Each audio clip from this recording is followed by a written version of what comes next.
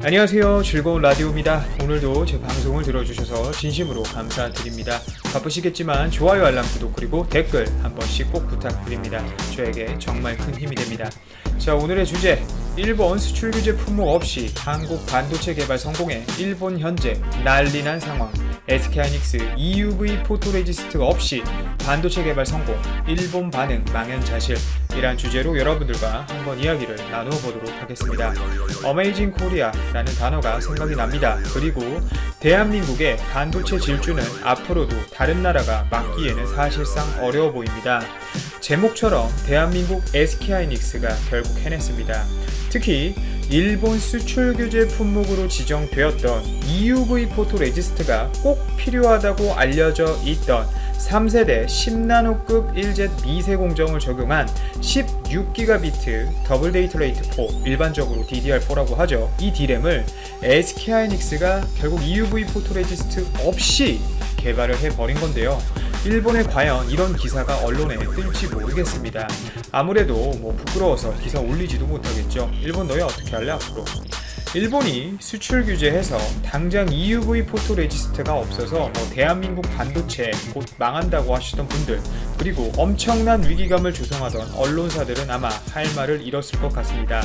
이렇게 되면 사실상 일본의 수출 규제, 그리고 수출 규제 품목으로 지정되어 있는 EUV 포토레지스트는 당장 SK하이닉스 입장에 있어서 필요가 없게 되어버린 겁니다.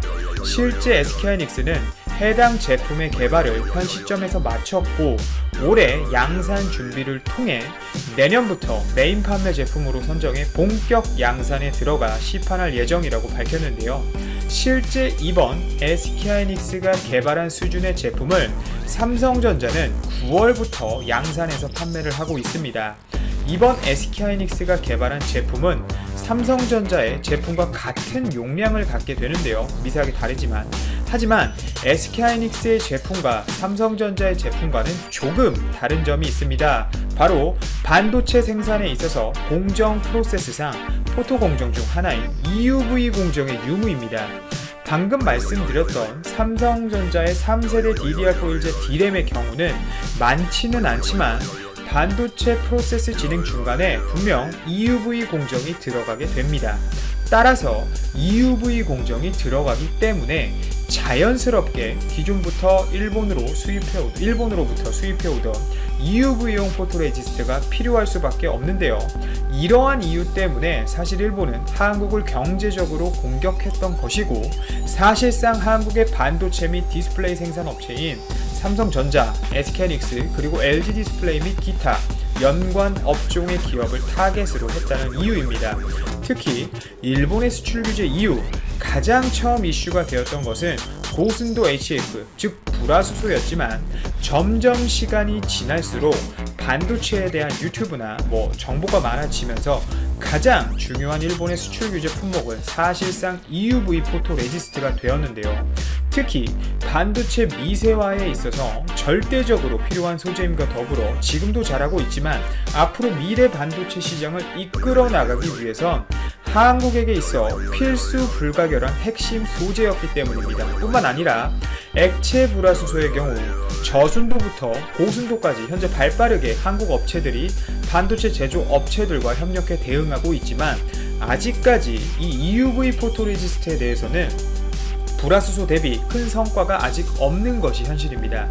그만큼 이 EUV 포토레지스트라는 소재에 대한 기술은 벽이 높다는 이야기인데요. 결국 이를 벗어나기 위해 SK하이닉스가 노력을 한 것이고 그 결실을 맺은 겁니다. EUV 포토레지스트가 아닌 기존에 사용하던 이 ARF 불화 아르곤을 활용한 패터닝을 통해 패턴을 형성하게 되는데요. 물론 EUV 포토레지스트를 활용하면 한 번에 일을 끝낼 수 있다는 장점이 있지만 현 상황에서 SK하이닉스가 이 EUV 공정을 활용한다면 잃어야 할 것도 분명 많습니다. 특히 EUV 포토레지스트를 활용해서 EUV 공정을 사용해 반도체를 생산하게 된다면 우선 삼성전자처럼 전용 라인을 깔아야 한다는 문제점이 하나 있고, 라인을 이렇게 하나 까는 것도 문제지만 그 비용이 너무나 천문학적이라는 것입니다. 실제 라인 하나를 건설하는 것보다 또 EUV 포토 장비를 이 네덜란드사의 ASML로부터 얻어오는 것이 더 힘들다고 할 정도로 현재 장비를 발주하는 것이 더 어렵다고 하는 상황인데요. 실제 삼성도 이 점을 즉시 인지하고 EUV 공정을 활용해 미세 공정에 박차를 가하려는 모습을 이 ASML 장비 발주를 통해 보여주고 있습니다. 최근 삼성전자의 경우 3조 원이라는 진짜 천문학적인 금액을 단일 설비를 구입하기 위해 3년 동안 투자하겠다고 밝혔는데요.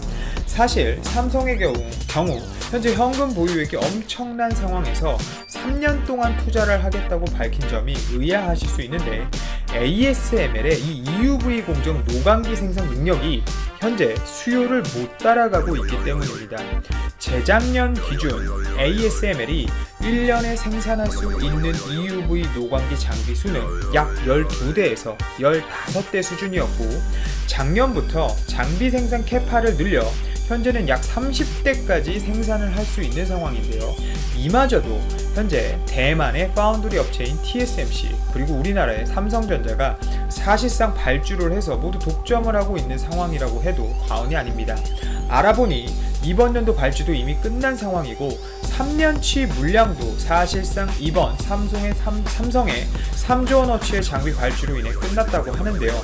결국 SK하이닉스의 경우는 파운드리 사업을 삼성만큼 본격적으로 투자에 크게 하고 있진 않지만 SK 시스템 IC가 있긴 하죠. 하지만 D램 시장에 있어서 삼성을 따라가고 있는 2인자의 위치이기 때문에 아마 EUV 공정을 활용할지 말지에 대한 고민이 충분히 많았겠지만, 최근 반도체 시황 악화, 미중 무역 전쟁 및 한일 관계 마찰로 인해 EUV 공정을 활용하기 위한 설비 투자 방향 쪽보다는 기존 공정을 활용한 원가 절감 쪽으로 방향을 튼 것으로 판단이 됩니다.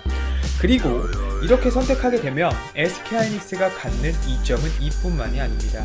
실질적인 경쟁자라고 불리우는 미국 마이크론의 제품 대비 큰 강점이 있는데요. 실제 미국 마이크론 같은 경우도 이번 SK하이닉스가 발표한 제품과 동일한 용량의 제품을 생산하고 있습니다. 그런데 이 마이크론의 문제는 칩의 크기입니다. 실제 반도체 시장에서 동일한 용량, 동일한 제품, 그리고 동일한 성능을 기준으로 경쟁력의 관건은 바로 방금 말씀드린 이 칩의 크기, 사이즈인데요. 칩의 사이즈가 작으면 작을수록 동일한 수율로 웨이퍼를 생산한다는 베이스 하에 반도체 웨이퍼 내에서 생산할 수 있는 칩의 수는 크게 증가하게 됩니다. 이렇게 되면 동일한 웨이퍼에 동일한 재료를 넣고도 작은 칩을 생산하는 업체는 한 번에 더 많이 생산하게 되면서 생산 카파 면에서의 이점뿐만 아니라 단가 경쟁력까지 가져가게 되는데요. SK하이닉스의 칩이 미국 마이크론 칩보다 크기가 더 작은 것으로 현재 알려져 있습니다. 따라서 방금 말씀드린 것처럼 웨이퍼 한 장에서 뽑아낼 수 있는 칩의 개수는 SK하이닉스가 미국 마이크론 대비 경쟁력 우위를 점하고 있는 것이며, 이는 결국 단가로 이어지기 때문에 결국 우리가 알고 있는 치킨 게임만 생각을 해봐도 당연히 대량 생산에 들어갔을 때에는 SK하이닉스가 미국 마이크론을 이길 수밖에 없다는 구조인 겁니다. 그리고 이렇게 되면 미국과 일본이 손잡고 한국을 치기 위해 반도체 수출 규제를 했다는 이야기는 사실상 팩트이던 간에 아니던 간에 무용지물이 되어버린 셈이 되어버림과 동시에 실제 이야기가 팩트가 아니라고 해도 일본의 수출 규제는 당장 한국을 멈추기엔 어려워진 셈이 되어버린 것입니다. 일본은 수출 규제 이후 정말 어려운 상황을 보내고 있는 상황입니다. 일본 불화수소의 경우 불화수소 생산 업체의 매출의 97%가 급락했을 정도로 현재 일본 모리타 화학은 어려운 시기를 보내고 있는데요. 이뿐만이 아닙니다. EUV 포토레지스트 제조 업체들 또한 한국으로 원재료를 우회 수출해 한국 전용 공장에서 생산을 해 삼성전자나 SK하이닉스 등에 납품을 하고 싶다고까지 이야기하는 상황인데요. 하지만 이런 일본 업체들의 생존을 위한 몸부림은 앞으로도 사실상 쉽지 않아 보입니다.